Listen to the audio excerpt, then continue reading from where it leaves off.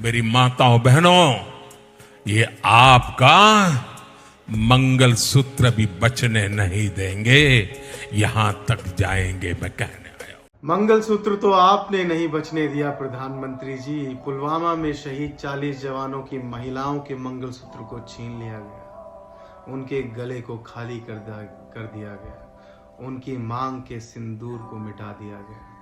लेकिन आपने उनकी मांग के सिंदूर और मंगल का मान नहीं रखा और आज तक ये पता लगाने की कोशिश नहीं की कि वो 300 किलो RDX आखिर आया कहां से था। आज भी उन 40 जवानों की विधवाओं की सूनी मांग यही सवाल करती है कि वो 300 किलो RDX आखिर आया कहां से था। मंगलसूत्र तो आपने नहीं बचने दिया प्रधानमंत्री जी। जब हजारों लाशें गंगा में तैरती रही और उनके परिवार की महिलाएं इधर उधर भटकती रही, अपने सुहाग का, अपने मंगलसूत्र का, अपनी मांग का चेहरा तक वो नहीं देख पाए, अंतिम संस्कार तक वो नहीं कर पाए। लेकिन आपने उस मंगलसूत्र का मान भी नहीं रखा और कोरोना में जो लाशें बहीं उनके परिवार को मुआवजा तक नहीं दिया, उससे साफ इनकार कर दिया प्रधानमंत्री जी।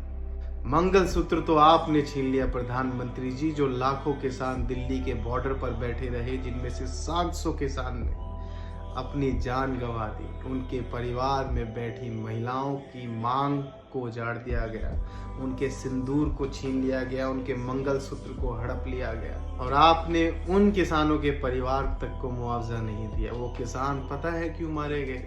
क्योंकि वो 1 साल तक सिर्फ इस इंतजार में बैठे रहे कि साहब आएंगे, साहब आएंगे।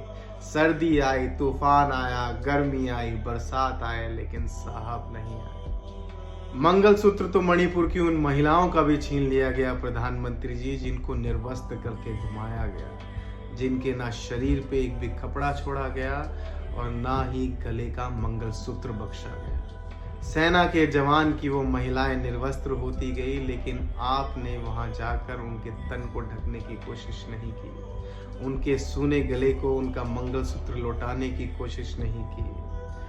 तो मंगलसूत्र तो छीने गए हैं प्रधानमंत्री जी, और इन छीने गए मंगलसूत्र का हिसाब भी होगा, जवाब देना पड़ेगा।